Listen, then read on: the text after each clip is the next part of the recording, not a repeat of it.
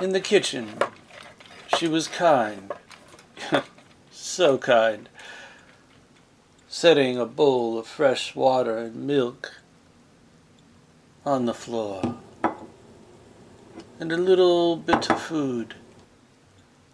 And I made my way over there in the dark round crest of her shadow, and she reached for a bag of coffee, the coffee that I had bought her. And I must admit I was surprised that she still had some left. And she set the bag back in the cabinet and flicked on the switch, and on the light came to the coffee pot. Red light. Yes, it was in my eyes as I crouched over, not liking to eat this way. No, not the best perk of being a cat, having to mow and chow down your food without a fork, a knife, a spoon. I watched her as she was now stirring the saucepan. The smell of an egg, the smell of chopped onions and bell peppers, a hint of black pepper in the air.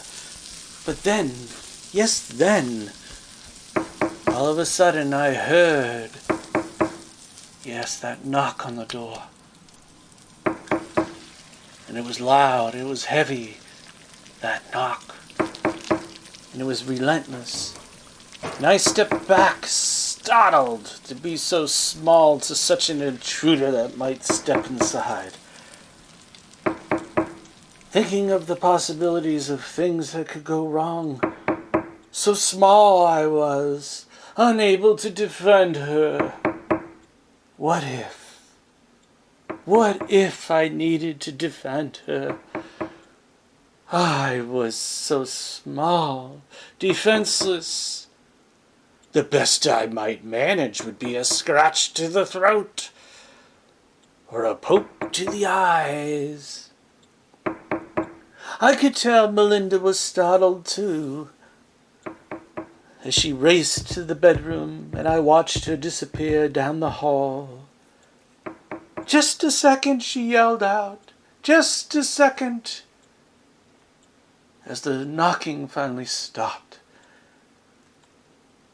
and I heard a voice through the door, a voice that acknowledged her.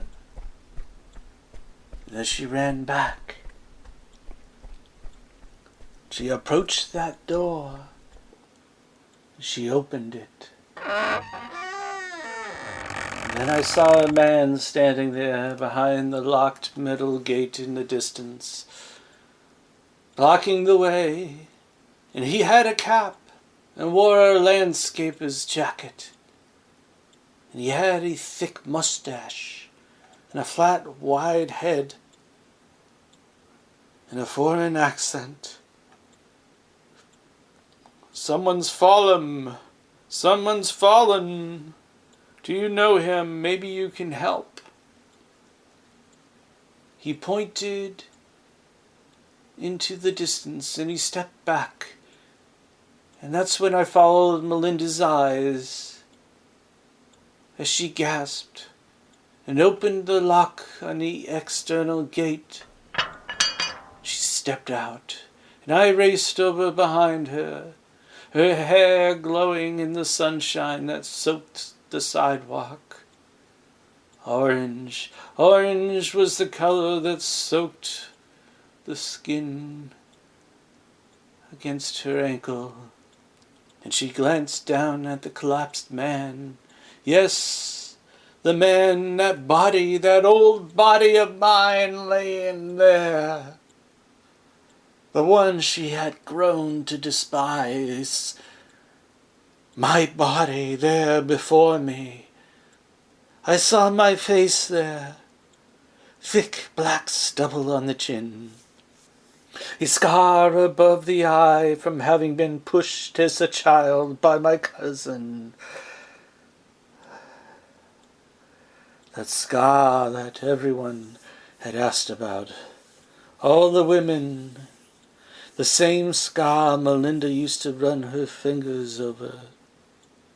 I saw my hair curled over the brow, and a bruise on the cheek, a red patch, a smear of pain I could not feel.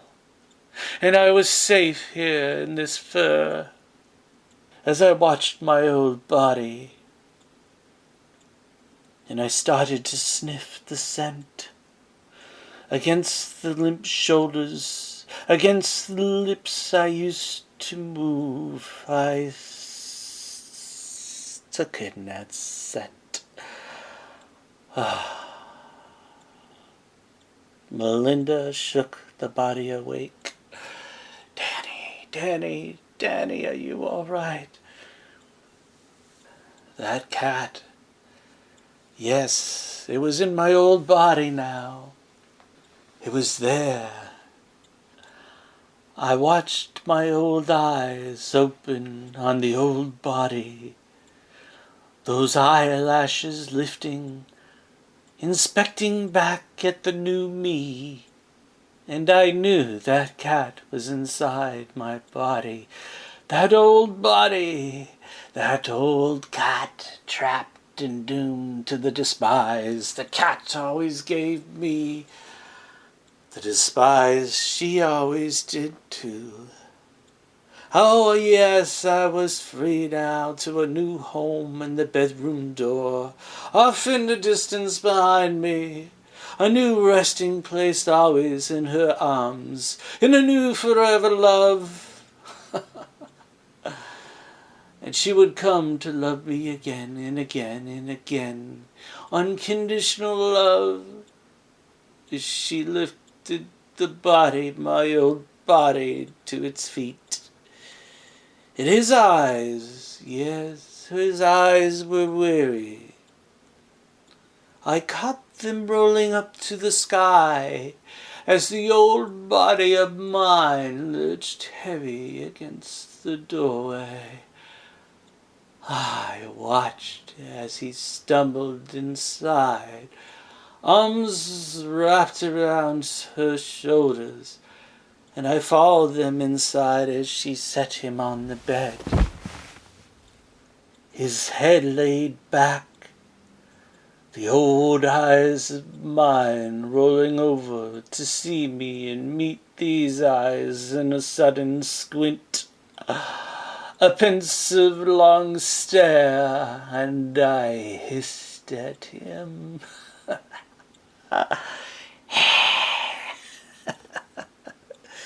And then I leapt to the floor, sliding toward the dresser on that slippery hardwood floor. Such pleasure I felt. "Matty, please," her voice yelled out. Oh, not even her voice would stop me. I raced out into the hallway and sat from a distance to watch. Through the bedroom door, I couldn't help but to listen and to watch, and to see what he said as she ran her fingers across his bruised cheeks. "Why aren't you talking to me?" she asked him. "Tell me what happened, my dear. Tell me if you're all right."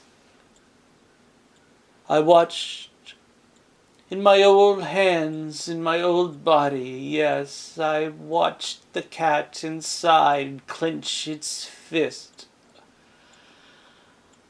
"I'm not Danny," he said.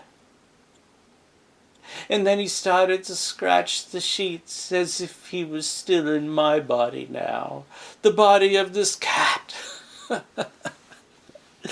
And he started to scratch those sheets, and he kept scratching and clawing away with his fingers. "I'm not Danny, I'm not Danny, I'm not Danny, I'm your cat. I'm not Danny, Melinda, I'm your cat." Oh, such delight I took, especially when I heard her say, "You're delirious. I've got to call for help." Oh, she would never believe what happened. I watched when she reached for the phone, and I ran away. Yes, happy the cops would come. The paramedics and the ambulance too. Yes. I would wait and listen for the sirens. I would wait and listen and collect my thoughts about things. And my mind raced. I must admit I started to get a little worried, because I started to realize that if he were to die in my old body, I would never be able to go back to that body, and I'd be stuck inside this cat fur forever, bound to paws and whiskers, unable to ever enter her body again, never to make love to her again. Oh, and the thought of that, it put fear into me. But yet in this body, I could enjoy unconditional love forever and ever. But then also came another thought, the crazy thought of a cat having 9 lives. And how I could be bound to another cat's body another 8 times. And then I'd be away from her, separated. Too much to think about, too much to absorb. My heart started to run. Oh, I started to have fear again, and worry thoughts. Yes, a lot of fear. I started to worry about things. Yes. Suddenly I was nervous. What if, oh God, what if I would never be with Belinda someday?